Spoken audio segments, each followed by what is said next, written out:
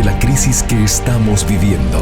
Huracanes, terremotos, incendios, pandemia. Necesitamos un mensaje a nuestro corazón. Ministerio al pequeño rebaño. Reciban un saludo de parte de su amigo el pastor Miguel Tirado. Hoy nos proponemos dialogar acerca del capítulo 17 del libro Palabras de Vida del Gran Maestro, que se titula Aliento en las dificultades.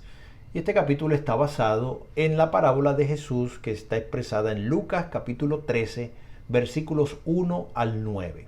Y me acompaña el pastor Orlando González. Hoy nuestro mensaje y nuestra reflexión están basadas en esa esperanza maravillosa en Cristo Jesús en medio de la crisis. Por eso te invito para que al analizarlo lo hagamos con la presencia de nuestro Dios a través de la oración. Eterno Padre, al abrir nuestro corazón a ti y recibir tu palabra, ven y trae tu paz, tu esperanza y tu presencia en nuestro medio. En el nombre de Jesús. Amén. Amén. Cuando Cristo enseñaba, unía la invitación misericordiosa a la amonestación referente al juicio. El Hijo del Hombre, dijo, no ha venido para perder las almas de los hombres, sino para salvarlas. No envió Dios a su Hijo al mundo para que condene al mundo, mas para que el mundo sea salvo por él. Su misión de misericordia en relación con la justicia y el juicio divino se ilustra en la parábola de la higuera estéril. Cristo había estado amonestando a la gente acerca del advenimiento del reino de Dios y había reprendido severamente su ignorancia e indiferencia. Ellos estaban prontos para leer las señales del cielo que predecían el estado del tiempo, pero no discernían las señales de los tiempos que tan claramente indicaban su misión. Pero los hombres estaban tan listos entonces como lo están hoy en sacar la conclusión de que ellos son los favoritos del cielo y que el mensaje de reprobación se dirige a otro. Los oyentes le contaron a Jesús acerca de su suceso que acababa de causar gran excitación. Algunas de las medidas de Poncio Pilato, el gobernador de Judea, había ofendido al pueblo. Había habido un tumulto popular en Jerusalén y Pilato había tratado de reprimirlo a través de la violencia. En cierta ocasión, sus soldados habían invadido los recintos del templo y quitado la vida a algunos peregrinos galileos en el mismo acto de degollar sus sacrificios. Los judíos consideraban la calamidad como un juicio que venía como consecuencia del pecado del que lo sufría. Y aquellos que relataron este acto de violencia lo hicieron con secreta satisfacción. A su parecer, su propia buena fortuna comprobaba que ellos eran mucho mejores y por lo tanto más favorecidos por Dios que aquellos galileos. Esperaban oír de Jesús palabras de condenación contra aquellos hombres que, a no dudarlo, harto merecían su castigo. Los discípulos de Cristo no se aventuraron a expresar sus ideas hasta que hubieron oído la opinión de su maestro. Él les había dado lecciones definidas con respecto a juzgar los caracteres de otros hombres y medir la retribución de acuerdo con su juicio finito. Sin embargo, esperaban que Cristo denunciase a esos hombres como más pecadores que los demás. Grande fue su sorpresa al oír la respuesta del Señor. Volviéndose a la multitud, el Salvador dijo: ¿pensáis que estos galileos, porque han padecido tales cosas, han sido más pecadores que todos los galileos? No os digo, antes que si no os arrepintáis, todos pereceréis igualmente. Estas espantosas calamidades tenían por objeto inducirlos a humillar sus corazones y a arrepentirse de sus pecados. La tormenta de la venganza se preparaba y estaba a punto de estallar sobre todos los que no habían encontrado un refugio en Cristo. Mientras Jesús hablaba con sus discípulos y con la multitud, miró hacia el futuro con mirada profética y vio a Jerusalén cercada de ejércitos. Oyó la marcha de los extranjeros que avanzaba contra la ciudad escogida y vio los millares y más millares que perecían en el sitio. Muchos de los judíos fueron, a semejanza de aquellos galileos, muertos en los atrios del templo y en el mismo acto de ofrecer sus sacrificios. Las calamidades que habían caído sobre los individuos eran amonestaciones de Dios dirigidas a una nación igualmente culpable. Si no os arrepintiereis, dijo Jesús, todos pereceréis igualmente. Por un corto tiempo, el día de gracia se prolongaba para ellos. Todavía era tiempo de conocer las cosas que atañían a su paz. Tenía uno una higuera plantada en su viña, continuó Jesús, y vino a buscar fruto de ella, y no lo halló. Y dijo al viñero, he aquí 3 años ha que vengo a buscar fruto en esta higuera, y no lo hallo. Córtala, porque ocupará aún la tierra. Los oyentes de Cristo no podían interpretar mal la aplicación de sus palabras. David había cantado acerca de Israel como la viña sacada de Egipto. Isaías había escrito, la viña de Jehová de los ejércitos es la casa de Israel, y los hombres de Judá planta suya deleitosa. La generación a la cual el Salvador había venido estaba representada por la higuera plantada en la viña del Señor, que se hallaba dentro del círculo de su cuidado y bendición especial. El propósito de Dios hacia su pueblo y las gloriosas posibilidades que se abrían ante ellos había sido presentados en las hermosas palabras siguientes. Serán llamados árboles de justicia, plantío de Jehová, para gloria suya. El moribundo Jacob, bajo el espíritu de la inspiración, había dicho acerca de sus más amado hijo, ramo fructífero José, ramo fructífero junto a fuente, cuyos vástagos se extienden sobre el muro. Y dijo él, Dios de tu Padre te ayudará, el Todopoderoso te bendecirá con bendiciones de los cielos de arriba, con bendiciones del abismo que está abajo. Así Dios había plantado a Israel con una hermosa viña junto a las fuentes de la vida. Habían colocado a su viña en un recuesto, lugar fértil. Habíala cercado y quitado las piedras y plantándola de vides escogidas. Se esperaba que llevara uvas y llevó uvas silvestres. La gente que vivía en los días de Cristo hacía la mayor ostentación de piedad que la que hacían los judíos en los primeros tiempos, pero estaba todavía más destituida de las dulces gracias del Espíritu de Dios.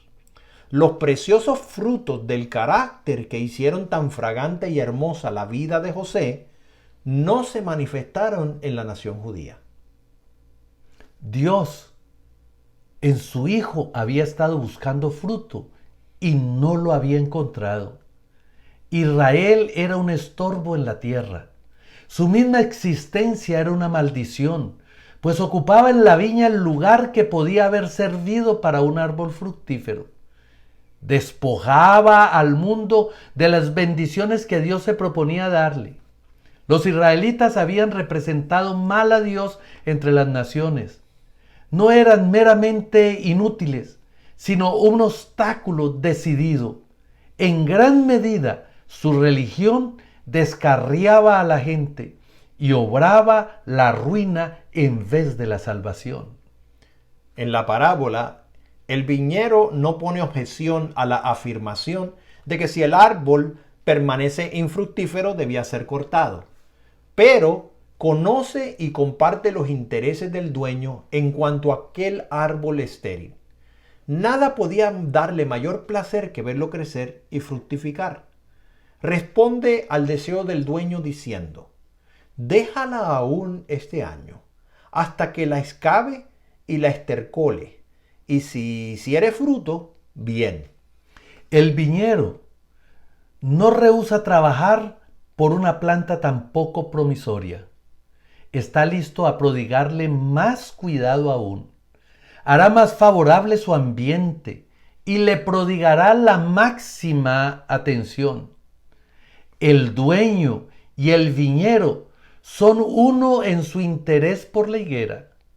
Así el Padre y el Hijo eran uno en su amor por el pueblo escogido. Cristo estaba diciendo a sus oyentes que se les concederían mayores oportunidades. Todo medio que el amor de Dios pudiese idear sería puesto en práctica a fin de que ellos llegasen a ser árboles de justicia que produjeran fruto para la bendición del mundo.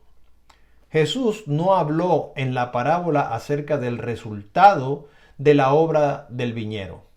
Su parábola terminó en ese punto. El desenlace dependía de la generación que había escuchado sus palabras.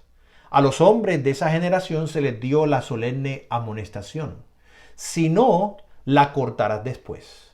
De ellos dependía el que las palabras irrevocables fuesen pronunciadas.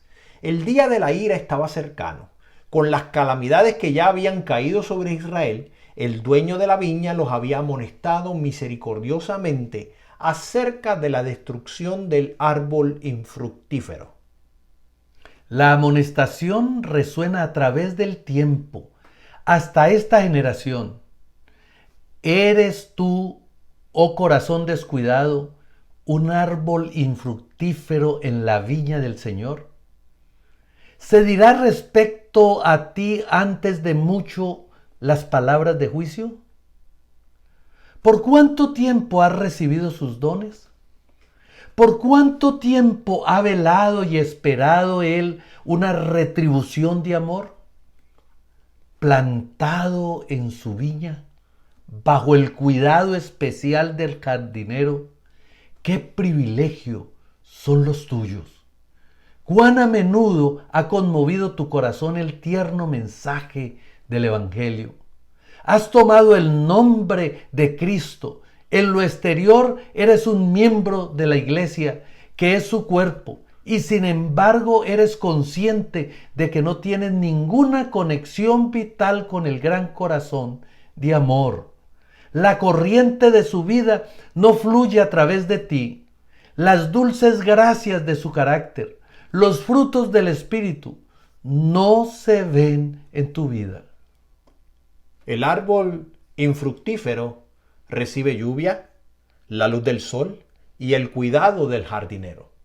Obtiene alimento de la tierra, pero sus ramas improductivas solamente oscurecen el terreno, de manera que las plantas fructíferas no pueden crecer bajo su sombra. Así, los dones de Dios que te fueron prodigados no reportan bendición para el mundo. Estás despojando a otros de los privilegios que, si no fuera por ti, serían suyos. Comprendes, aunque sea solo oscuramente, que eres un estorbo en el terreno.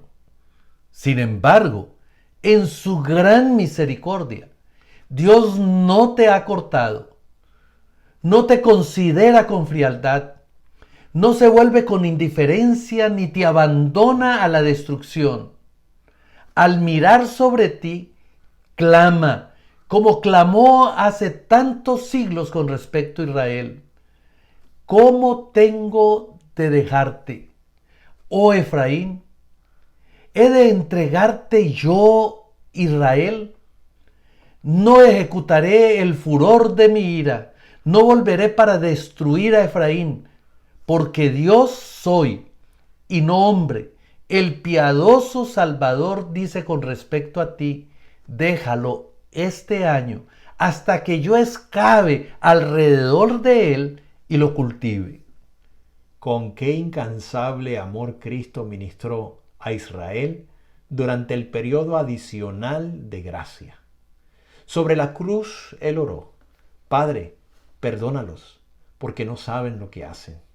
Después de su ascensión, el Evangelio fue predicado primero en Jerusalén. Allí fue derramado el Espíritu Santo. Allí la primera iglesia evangélica reveló el poder del Salvador resucitado. Allí Esteban, su rostro como el rostro de un ángel, presentó su testimonio y depuso su vida. Todo lo que los cielos mismos podían conceder, lo concedieron. ¿Qué más se había de hacer en mi viña?, dijo Cristo, que yo no haya hecho en ella. Así su cuidado y trabajo por ti no son disminuidos, sino aumentados. Todavía él dice: yo Jehová la guardo, cada momento la regaré, guardaréla de noche y de día, porque nadie la visite. Y si hiciere fruto, bien, y si no, la cortará después. El corazón que no responde a los agentes divinos llega a endurecerse hasta que no es más susceptible a la influencia del Espíritu Santo. Es cuando se pronuncia la palabra córtala. ¿Por qué ocupará aún la tierra? Mi querido amigo, hoy Él te invita: conviértate. Oh Israel, a Jehová tu Dios. El Señor te dice: yo me destinaré tu rebelión. Y Él añade: amarélos de voluntad.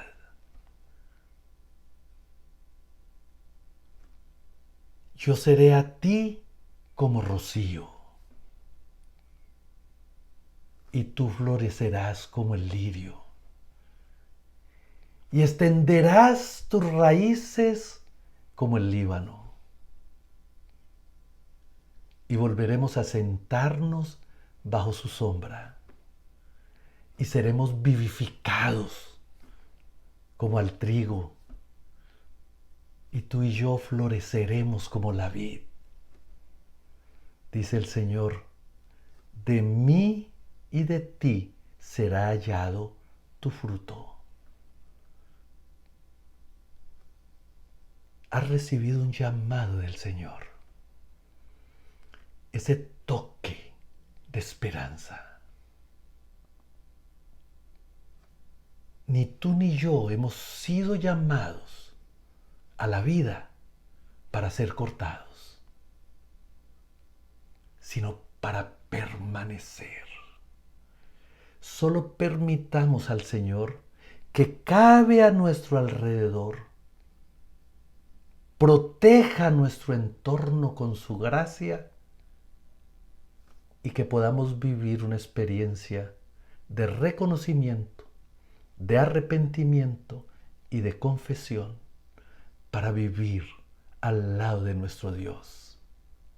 Él te invita: conviértate en un hijo e hija que se goce con Él por la eternidad.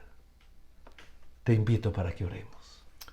Amoroso Padre, Señor, permítenos reconocer las grandes bendiciones que tú nos das. Nos rocías de agua, nos das el calor del sol, nos nutres a través de los ríos de la tierra. Sacas aquellas malas hierbas que está alrededor nuestro, nos abonas y nos das bendiciones, Señor, para que podamos dar fruto. Permítenos reconocerte como el dador de las bendiciones y que comencemos a dar frutos para ti, porque tú eres nuestro hacedor y tú mereces toda honra y toda gloria. Permítenos ser agradecidos. En el nombre de Jesús. Amén. Amén. Te invito a suscribirte a nuestro canal y a compartir este mensaje con tus amigos. Esto ha sido un mensaje al pequeño rebaño. Bendiciones para ti y los tuyos.